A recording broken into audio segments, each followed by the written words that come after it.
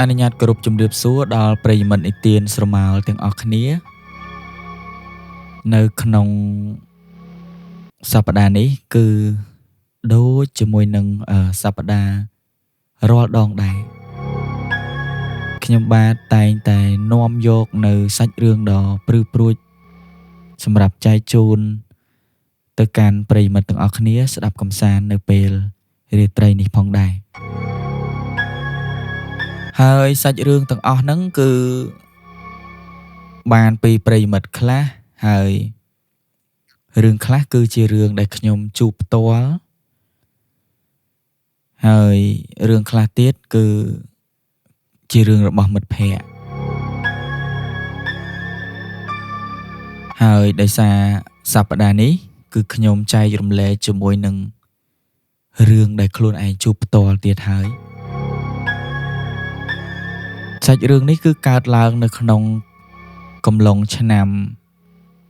2019ដោយការហ្នឹងគឺខ្ញុំបាន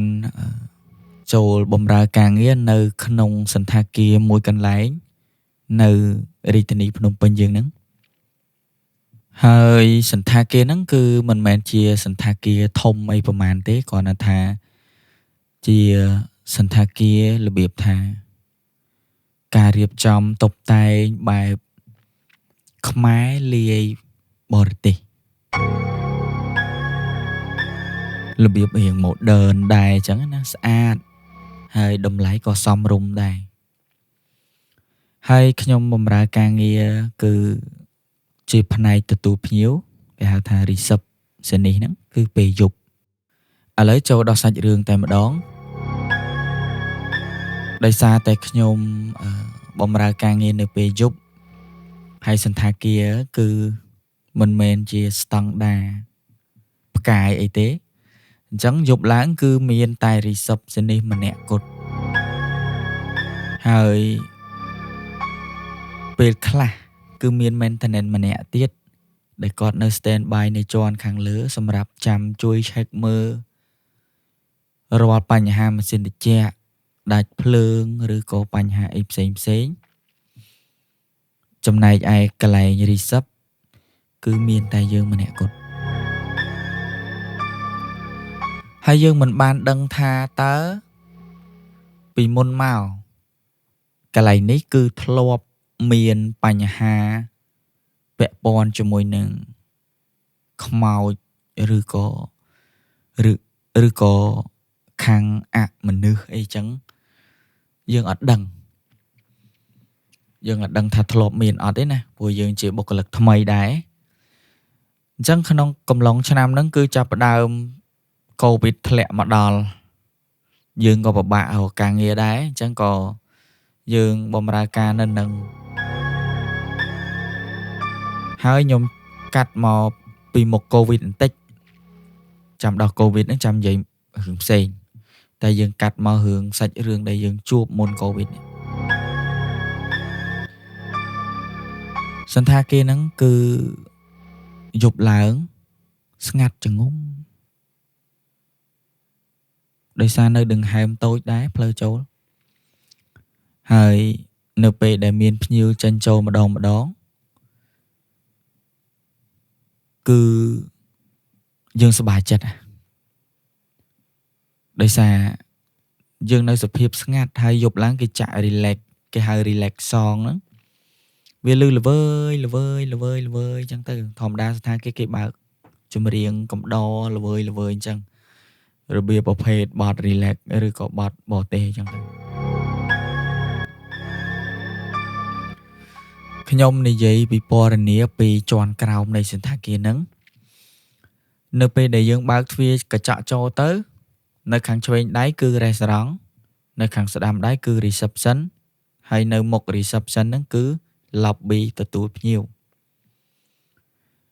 ហើយបើយើងនិយាយពី restaurant នៅខាងឆ្វេងដៃហ្នឹងនៅខាងក្រោយ restaurant ហ្នឹងគឺមាន chicken room គឺមានផ្ទះបាយហ្នឹងក្នុងផ្ទះបាយហ្នឹងក៏មានម៉ាស៊ីនភ្លើងធំមួយដែរហើយ ជានិច្ចកាលគឺយើងត្រូវចូលទៅញ៉ាំទឹកនៅក្នុងផ្ទះបាយហ្នឹងគឺគេមានម៉ាស៊ីនទឹកក្តៅទឹកត្រជាក់នៅក្នុងផ្ទះបាយអញ្ចឹងបើសិនជាយប់យើងត្រូវការញ៉ាំទឹកអីគឺត្រូវបើកទ្វាររេស្តូរ៉ង់ហើយបានដើរទៅបើកទ្វារពីរេស្តូរ៉ង់ហ្នឹងចូលឆ្លងទៅផ្ទះបាយបន្ទាប់មកបានយើងទៅដល់កន្លែងម៉ាស៊ីនទឹកក្តៅទឹកត្រជាក់ហ្នឹងដោយសារតែយប់គឺខ្ញុំនៅធ្វើការម្នាក់ឯងខ្ញុំអត់ដឹងថាទំនៀមទម្លាប់ពីមុនមកសន្តាគារហ្នឹងគេអ្នករីសឹបពេលយប់គេធ្វើដូចខ្ញុំអត់ទេគឺខ្ញុំនៅពេលដែលខ្ញុំចូលទៅធ្វើការនៅហ្នឹងថៅកែគាត់បានអនុញ្ញាតឲ្យយើងចាក់សោ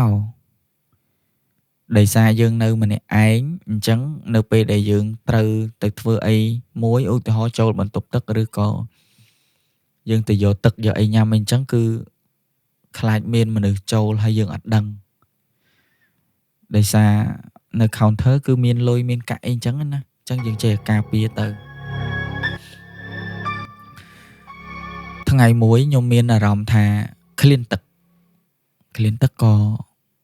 យប់ជ្រៅដែរម៉ោងប្រហែល12ហើយ12ម៉ោង1ហើយព្រោះយើងចូលធ្វើការម៉ោងដូចជា9 10ហើយយើងចេញពេលព្រឹកម៉ោង7ចឹងទៅរៀងស្ងាត់មែនតើណាម៉ោងហ្នឹងដែលយើងចូលទៅរកទឹកញ៉ាំហ្នឹងបន្ទាប់ពី check in ទៅលើភ្ញៀវអស់ខ្ញុំចាប់ផ្ដើមបិទកន្លែងអីស្រួលបួលហើយបានយើងអាចចេញទៅរកទឹកញ៉ាំបានហើយនៅពេលខ្ញុំដើរចូលទៅមានអារម្មណ៍ថាដូចមានមនុស្សដើរតាមពីក្រោយយើងមានអារម្មណ៍ប្លែកតាំងពីបើកទ្វារពីរេស្តូរ៉ង់ទៅមកយើងរុញទ្វាររេស្តូរ៉ង់ចូលក្រាកទៅយើងដើរទៅដល់ខាងចុងទ្វារមួយទៀតបានយើងបើកអាទ្វារហ្នឹងធ្លាយចូលទៅផ្ទះបាយបន្ទាប់ពីរុញទ្វារចូលផ្ទះបាយយើងមានអារម្មណ៍ថាមានមនុស្សដើរតាមនៅពេលដែលយើងកំពុងតែដាក់ទឹកចូលកែវយើងឃើញស្រមោលខ្មៅមួយបើយើងគិតថាជាស្រមោលរបស់ខ្លួនឯងឃើញខ្មៅប៉ុន្តែមិនមែនទេដោយសារភ្លើងវាចាំងមកពីខាងហ្នឹងប៉ុន្តែស្រមោលធំហ្នឹងគឺនៅខាងហ្នឹងដូចគ្នាធម្មតាបើភ្លើងយើងចាំងពីឆ្វេងស្រមោលយើងត្រូវនៅខាងស្ដាំហើយប៉ុន្តែនេះអត់ទេភ្លើងចាំងពីឆ្វេងស្រមោលនៅពីឆ្វេងមានន័យថាស្រមោលនិងភ្លើងគឺនៅទិសដៅជាមួយគ្នាហើយដូចខ្ញុំបានជម្រាបខាងលើអញ្ចឹងនៅក្នុងផ្ទះបាយហ្នឹងគឺមានម៉ាស៊ីនភ្លើងធំមួយម៉ាស៊ីនភ្លើងធំហ្នឹងគឺទ្វារវាដែកធ្ងន់ដែរនៅពេលដែលយើងដាក់ទឹកមកឬសូរក្រាសលេងទ្វារហ្នឹងលបើកទ្វារម៉ាស៊ីនភ្លើងហ្នឹងបើក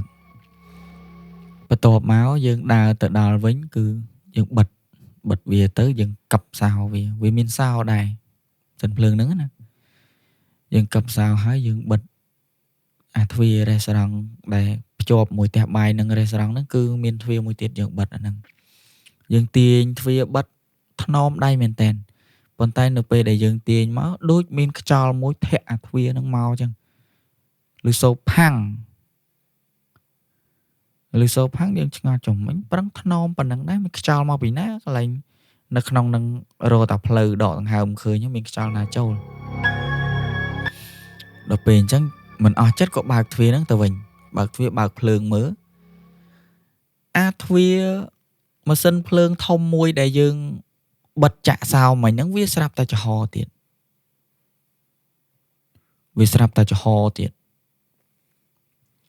នៅពេលដែលយើងឃើញអញ្ចឹងក៏ដើរទៅរុញសារហ្នឹងយើងលែងថ្នមហើយដាក់មកទៅហឹងទាំងហើយយើងចាក់សោមសារទៀតខ្ញុំឮសំឡេងមនុស្សសើចឮសំឡេងមនុស្សស្រីសើចហើយឮហ្នឹងឮជុំវិញតិចយើងហ្មង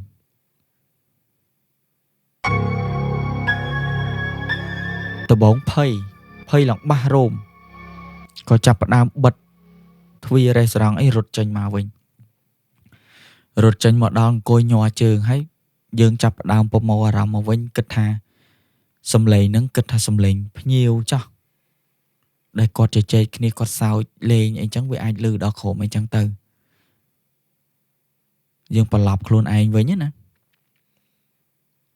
នៅពេលដែលប្រឡប់ខ្លួនឯងចឹងទៅក៏ចាប់ដើមធូរមកវិញ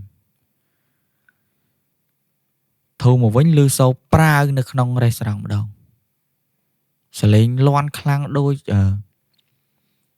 ធ្លាក់ចានមករាវបែកទាំងអស់អញ្ចឹងរបៀបអញ្ចឹង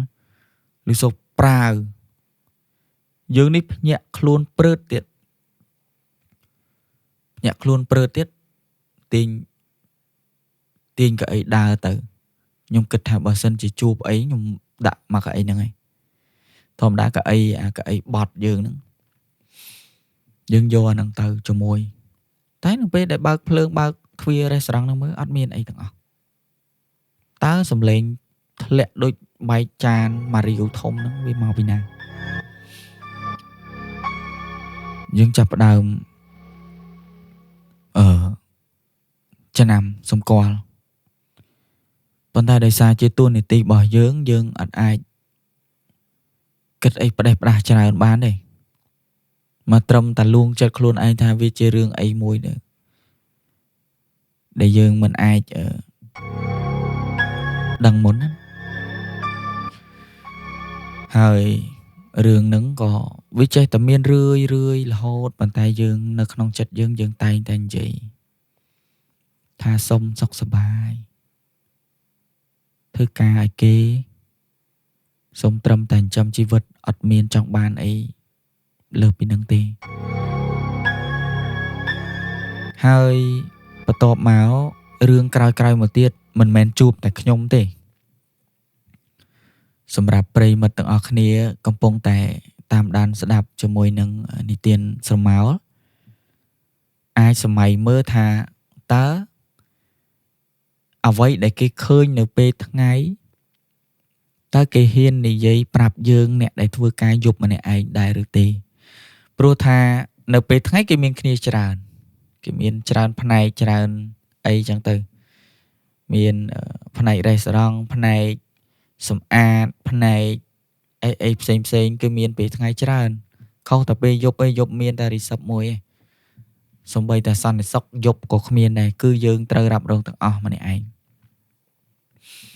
ចឹងហើយទោះមានរឿងអីគេដឹងរឿងអីច្រើនក៏គេអត់អាចនិយាយប្រាប់យើងដែរគេខ្លាចយើងភ័យយើងខ្លាចអញ្ចឹងហើយយើងអត់ដឹងរឿងអីក៏យើងអត់ខ្លាចដែរយើងធ្វើការធម្មតាគ្រាន់តែមានអារម្មណ៍ប្លែកមួយរយៈហ្នឹងឥឡូវខ្ញុំកាត់ចូលរឿងសំខាន់មួយ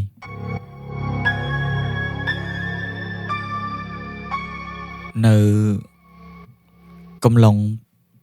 កូវីដយើងបាច់និយាយក៏បានដែរព្រោះដោយសារពេលកូវីដហ្នឹងគឺត្រូវ lockdown ទាំងអស់គ្នាមានន័យថាបុគ្គលិកនៅហ្នឹងគឺអត់អាចចេញទៅណាបានទេនៅធ្វើការនឹងទាំងអស់គ្នាអញ្ចឹងអត់អីទេយប់ឡើងយើងមានបុគ្គលិកដែលគាត់នៅគេងតាមបន្ទប់យើងអាងដែរយើងចុះតែពេលយប់ហើយរីសឹបមាន3នាក់ពេលថ្ងៃ2ពេលយប់ម្នាក់អញ្ចឹងនៅពេលដែលដូរវេនគ្នាគឺគាត់អាចមកជួយយើងបានយើងមានបញ្ហាអីយើងអាចហៅគាត់បានអញ្ចឹងគូសទ្វារគូអីអញ្ចឹងទៅកាត់មកដល់នៅពេលដែលគេបើកវិញគេបើកប្រទេសវិញណាគេឈប់ឡុកហើយឈប់ lockdown ពីបញ្ហាកូវីដក៏បើកប្រទេសឲ្យស្រួលបួលវិញគឺយើងអត់ដែលដឹងរឿងខាងពេលថ្ងៃវិញឯងយើងធ្វើយប់ដែល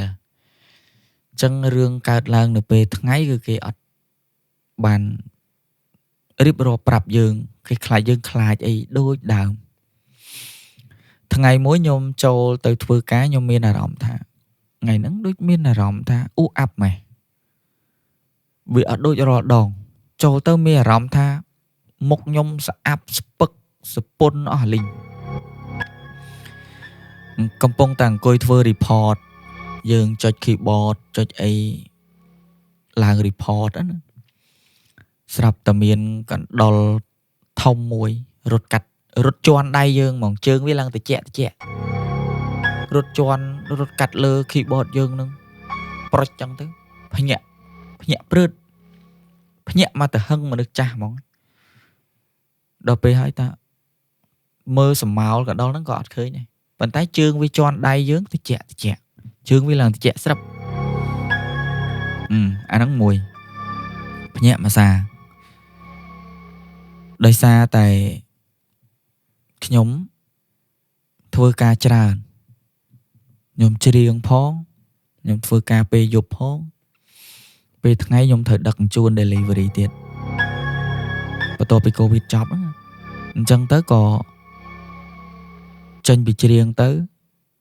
ហើយតកែកន្លែងភោជនីយដ្ឋានដែលយើងច្រៀងហ្នឹងហើយនឹងតកែអូតែលហ្នឹងគឺតែមួយអញ្ចឹងយើងអាចសុំគាត់សម្រាកបានពេលយប់ឡើងតែយើងសម្រាកហ្នឹងមិនមែនដេកភ្លឹងហ្មងទេគ្រាន់តែថាយើងអាចសម្រាកនៅលើសាឡុងលើអីបាននៅពេលដែលយើងបិទ report បិទអីហើយយើងអាចដោយថាយើងរៀបខ្នើយរៀបអីយើងគេងនៅលើនឹងបានអីចឹងណាយើងសុំគាត់ព្រោះបើអត់គេងទេយើងរត់អត់រួចទេធ្វើការ 3-4 មុខតែឯងចឹងទៅហើយថ្ងៃមួយដែលខ្ញុំតពីវគ្គកណ្ដុររត់មិញហ្នឹងណាខ្ញុំក៏បានទៅគេងលើហ្នឹងលើសាឡុងហ្នឹងធម្មតាយើងគេងមិនមានជាភួយមិនមានជាអីត្រឹមត្រូវដូចគេទេគ្រាន់តែយើងដាក់ខ្នងផ្អែកជាមួយនឹងសាឡុងហើយនឹងកោលខ្នើយតែប៉ុណ្្នឹងហើយយើងពាក់ធម្មតាបើមិនពាក់ប៊ូក៏ពាក់ប៉ាត់តាដែរព្រោះធ្វើការអូតែលគេមិនអនុញ្ញាតឲ្យពាក់ស្បែកជើងចេញមករៀមទេប៉ុន្តែដោយសារយប់ឡើងយើងត្រូវសម្រាកអីចឹងយើងអាចដោះបានយើងអាចដោះស្បែកជើងដោះអីចេញចឹងទៅស្រាប់តែដាក់ខ្នងអាលាវចឹងស្រាប់តែកដោហ្នឹងវាមកខំមេជើងយើងម៉ាត់ឡើងលឺសុកក្រឹបដាច់ជើងយើងឈាមបាញ់លហាមមកឈាមបាញ់លើការ៉ូបាញ់លើអីហ្នឹងប្រឡាក់ពេញហ្នឹងហើយយើងភ្ញាក់កញែងខ្លួនមកភ្ញាក់មកដល់ចុកអាជើងហ្នឹងវាបាញ់ឈាមផងហើយឆ្ងល់ស្អីគេមកខំយើងរកអត់ឃើញយើងរកស្អីមកខំអត់ឃើញប្រហែលជាកណ្ដុរហ្នឹងហើយធ្មេញដែលស្នាមធ្មេញវាធំដែរបាញ់ឈាមអាហ្នឹងមួយរឿងហើយប្រហែលថ្ងៃភ្ញៀវគឺយើងមានភ្ញៀវចេញចូលអត់ដាច់ទេយប់ឡើងពេលដែលយប់ស្ងាត់គឺតែងតែមានភ្ញៀវគាត់គោះទ្វារ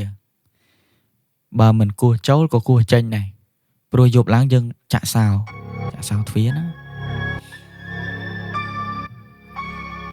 ហើយខ្ញុំនិយាយពីភ្ញៀវបន្ទប់802ខ្ញុំគិតថាមិនអីទេព្រោះយើងមិនបាន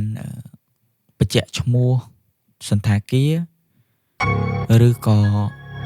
បញ្ជាក់ទីតាំងទេគ្រាន់តែយើងបញ្ជាក់ថាបន្ទប់802ចឹងចុះខ្ញុំគិតថាមិនអីទេហើយក៏សូមអធិស្ឋានផងបើសិនជាមានការប៉ះពាល់ឬក៏មានការលើសលួសអីព្រោះនេះគ្រាន់តែជាការចែករំលែកសម្រាប់កំសាន្តតែប៉ុណ្្នឹងឯងមិនឲ្យប៉ះពាល់ទៅដល់កិច្ចការរស់ស៊ីរបស់ខាងសន្តាគារទេបន្ទប់802ហ្នឹងគាត់តែងតែចេញចូលយប់ប្រលប់ដោយសារគាត់ជា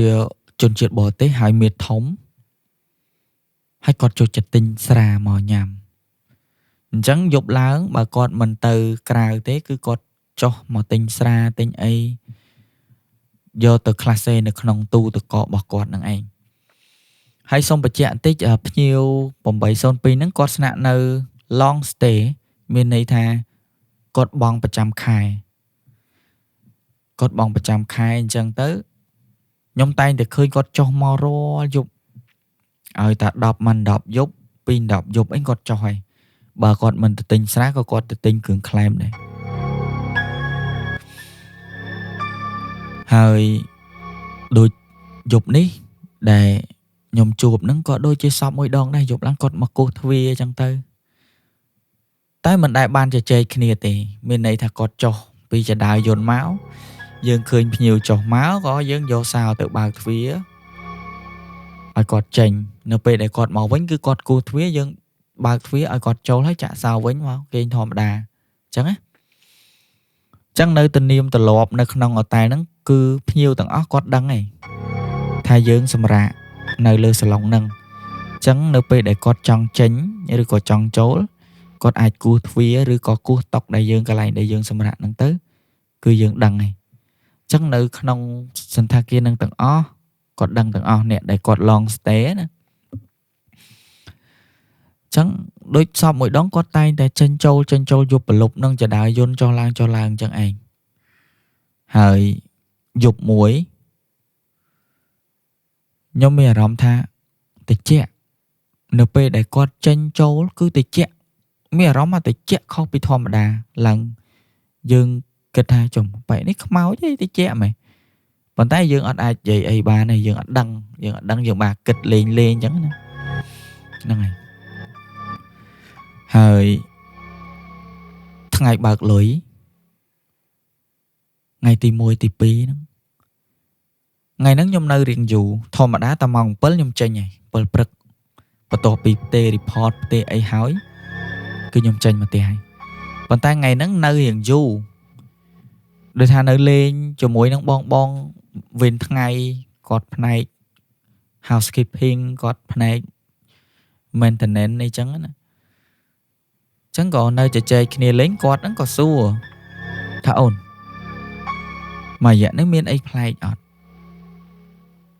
មានឃើញអីប្លែកអត់ក៏សួរចឹងខ្ញុំថាដូចជាអីទេបង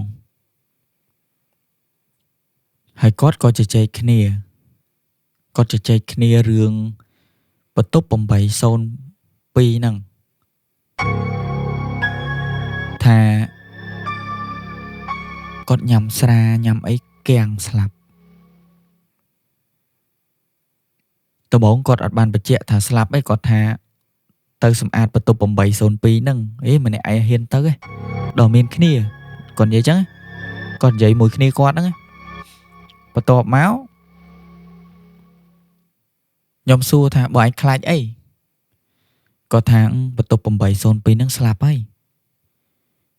ប៉ុន្តែមេអត់ឲ្យនិយាយក៏ខ្លាចយើងនឹងខ្លាចហើយយើងសួរថាស្លាប់មួយថ្ងៃបង5ថ្ងៃទៅថ្ងៃហ្នឹងហើយយើងនេះបាសរោមចងាងដោយសារយើងជួបគាត់រាល់យប់គាត់ចេញចូលរាល់យប់យើងបើកទ្វារឲ្យគាត់រាល់យប់នៅពេលដែលគាត់ចេញគាត់គោះទ្វារយើងបើកគាត់ចេញមកវិញគាត់គោះទ្វារយើងបើកគាត់ចូលហើយគាត់ស្លាប់5ថ្ងៃយប់ហ្នឹងហើយហ្នឹងយើងអត់ដឹងហើយខ្ញុំឆ្ងល់មួយទៀតបន្ទប់802ហ្នឹងសោគាត់នៅក្នុង lobby ទេនៅក្នុង counter កន្លែងយើងទុកសោទាំងអស់ហ្នឹងទេតែគាត់ចូលទៅគាត់ចូលធ្វើម៉េចបន្ទាប់ពីយើងដឹងរឿងហើយខាងបងគាត់ខ្ទប់មាត់ខ្លួនឯងគាត់ច្រឡំនិយាយប្រាប់យើងដោយសារយើងអ្នកធ្វើការវេនយប់គាត់ភ្លេចគិតថាយើងអ្នកធ្វើការវេនយប់ដោយសារយើងនៅដល់ម៉ោង8ហើយយើងអង្គុយជជែកលេងមួយគាត់ភ្លេចខ្លួនដែរពេលចឹងគាត់នាំគ្នាឡើងទៅលើទៅបន្ទាប់ពីយើងដឹងថាបន្ទប់នឹងស្លាប់ហើយចាប់ដើមភ័យយប់ឡើងភ័យខ្លាចឃើញពេកនឹងចុះមកទៀតខ្ញុំនិយាយពីយប់ដែលបន្ទាប់ពីដឹងរឿងហើយម៉ោងខ្ទង់12 11 12យប់ហ្នឹងតិចស្រេបហើយធម្មតាបន្ទាប់ពី COVID ចប់មិនសូវមានភ្ញៀវចេញចូលទេធ្លាប់តែបន្ទប់មួយយប់20បន្ទប់30បន្ទប់អីចឹងនៅពេលដែល COVID ហើយសល់3បន្ទប់4បន្ទប់អីចឹងទេសឹងថាដាច់ភ្ញៀវចង់និយាយចឹងអញ្ចឹងយើងមាន long stay នៅសល់ហ្នឹង2បន្ទប់702និង802គ្រប់ភ្ញៀវដែលនៅទាំងអស់គាត់អត់ដឹងដូចគ្នាថាមានភ្ញៀវផឹកស្រាគាំងស្លាប់ទេហើយខាងអាជ្ញាធរគឺគេមកយកសពហ្នឹងទៅស្រាវជ្រាវរកសាច់ញាតិឯងគាត់តែខាងក្រៅគេដឹងប៉ុន្តែអ្នកបុគ្គលិកដែលធ្វើវេនយប់គឺអត់ដឹងទេគេបិទព័ត៌មានអត់ឲ្យបុគ្គលិកវេនយប់ដឹងខ្លាចយើងធ្វើការអត់កើតតែចៃដន្យយើងដឹងដោយសារថ្ងៃហ្នឹងបើកលុយនៅចាំបើកលុយដែរនៅចាំជួប account ដើម្បីយកលុយដែរដល់ពេលអញ្ចឹងទៅយើងចាប់ផ្ដើមដឹងរឿងចាប់ផ្ដើមខ្លាចថាអូតិចបែកនឹងចុះមកអូតិចមិនចេះតិចចុះយើងចេះភ័យណាយើងដេកលែងលក់ហើយយើងលែងបានដេកហើយតពីកន្លែងខ្ញុំនិយាយថាយប់ម៉ោង10ម៉ាន់10ទៅពី10នឹងចន្លោះម៉ោងហ្នឹងមានចដាយន្តចុះមកដល់ ground floor ចដាយន្តហ្នឹងវានិយាយទ្វារក៏បើកទ្វារចដាយន្តបើកប៉ុន្តែអត់មានមនុស្សចេញមកទេមើលលែងឃើញថាជាមនុស្សហើយទ្វារយើងចាក់សោអញ្ចឹងអត់មានអ្នកណាចេញចូលទេនៅពេលដែលបាត់ប្រហែលជា20នាទីចដាយន្តបើកម្ដងទៀត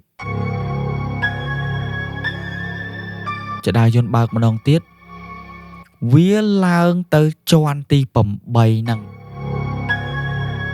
ដែលបន្ទប់802ហ្នឹងគឺនៅជាន់ទី8ហើយនៅមុខចដាយន្តហ្នឹងមកតើអ្នកណាអ្នកជិះចដាយន្តឡើងទៅជាន់ទី8ហ្នឹងហើយមិនមែនតែម្ដងទេណា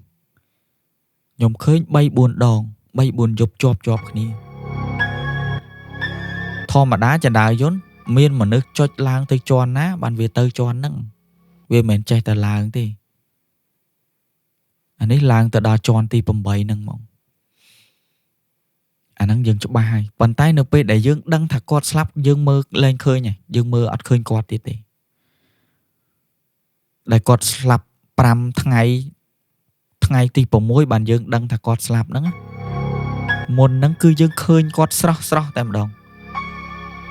គឺគាត់ចុះមកយើងបើកទ្វារឲ្យគាត់ចេញចូលធម្មតាយើងអត់ដឹងថាគាត់ស្លាប់ផងអញ្ចឹងយើងមានអីខ្លាចហើយខ្លួនគាត់ក៏គាត់អត់ដឹងថាខ្លួនគាត់ស្លាប់ដែរដោយសារគាត់ញ៉ាំទៅគាំងស្លាប់នៅហ្នឹងគាត់លេងសិតតែ40អង្សានោះដោយសារមនុស្សគាត់ depression គាត់មិនដឹងខាតរឿងចំនួនមិនដឹងអីគឺគាត់ញ៉ាំរាល់ថ្ងៃគាត់ញ៉ាំស្វឹងរាល់ថ្ងៃអាហ្នឹងមិនសូវរន្ធត់ទេមានអ្នកមក report កន្លែង counter យើងហ្នឹងថាបងបន្ទប់ជាន់លើខ្ញុំមកជាន់ចំគ្នាហ្នឹងគាត់អត់ដែលគេងទេគាត់ផឹកស្រាគាត់បោកកែវគាត់ទាញកៅអីទាញតុទាញក្រែក្រោកក្រាក់រាល់យប់ដែលធ្វើឲ្យគាត់ដេកអត់កើតដូចមនុស្សស្វឹងបោកកែវបោកអីចឹង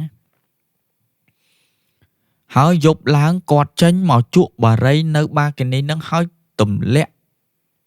ផ្ទុយបារីមកគេ report មកអញ្ចឹងទាំងដែលភ្ញៀវបន្ទប់នឹងយើងឡុកតាំងពីថ្ងៃគាត់ស្លាប់រហូតមកមួយខែហើយយើងអត់ដែលទទួលភ្ញៀវណាឲ្យចូលបន្ទប់នឹងទេពីព្រោះអ្នកសម្អាតក៏មិនហ៊ានចូលសម្អាតម៉ាស៊ីនត្រជាក់ក៏មិនហ៊ានចូលធ្វើហើយសំបីតែខ្ញុំក៏មិនហ៊ានបើកឲ្យភ្ញៀវចូលបន្ទប់នឹងដែរគឺមានអ្នកឃើញច្រើនអ្នកសម្អាតក៏ឃើញអ្នកអីក៏ធ្លាប់ឃើញអញ្ចឹងគេបិទបន្ទប់នឹងចោលមកអត់ទទួលភ្ញៀវទេជិះវៀងនៅពេលដែលគាត់ report មកអញ្ចឹងយើងអ្នកដឹងថាគាត់ស្លាប់ហើយនេះ តើអ្នកណាអ្នកទៅទាញតុកអ្នកណាទៅបោកកែវនៅបន្ទប់នឹងគេមក report ចឹងយើងក៏សុំទោសភ្ញៀវហើយថាអធិស្ឋានផងបងដោយសារគាត់ depression ហើយគាត់ស្នាក់នៅនឹងគឺ long stay យើងបានណែនាំគាត់ដែរប៉ុន្តែនៅពេលដែលគាត់ស្វឹងយើងអាចជជែកអីបានទេខ្លាចមានបញ្ហាដល់ទាំងយើងដែរចឹង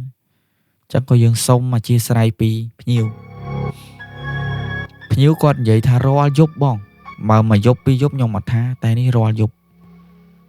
យើងបះសក់ហើយព្រឹសរោមហើយព្រោះភ្ញៀវនឹងស្លាប់បាត់ហើយ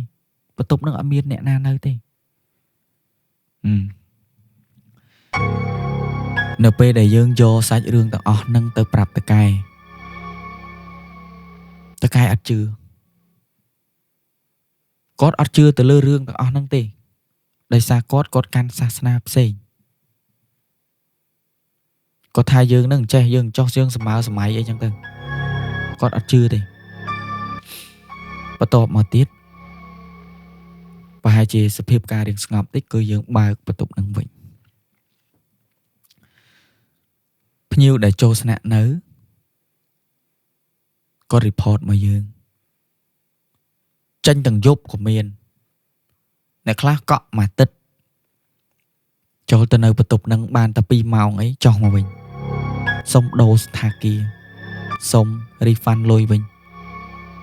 យើងសួរពីមូលហេតុដែរប៉ុន្តែអត់បានការបញ្ជាក់ពីគាត់សិតតែបរទេសចឹងគាត់អត់និយាយច្រើនមួយយើងទេសុំ refund លុយវិញបន្ទាប់មកមានភ្ញៀវខ្មែរជាអាណិកជនមកពីស្រុកគេគាត់មកសម្រាប់គាត់ឡើងទៅបានប្រហែលជា3ម៉ោងដល់ម៉ោងខ្ទង់1ទីភ្លឺគាត់ចុះមកវិញចុះមកប្រាប់យើងថាបន្ទប់ហ្នឹងគាត់គេងអត់កើតទេដូរបន្ទប់ឲ្យគាត់មកគាត់ថានៅពេលដែលគាត់បើកទ្វារចូលទៅគាត់ក៏លេចមកភ្នែកទៅឃើញមានប្រុសមៀតធំម្នាក់អង្គុយនៅលើពុកហ្នឹងគាត់និយាយចឹងណាហើយបន្ទាប់ពីបើកភ្លើងអីហើយគឺបាត់ទៅវិញហើយគាត់គេងសុកគាត់កាត់ទៅដល់កន្លែងគេងគាត់ថាគេងសុកផ្ទាំងគំនូដែលយើងដេកនេះវាធ្លាក់ប្រាវមក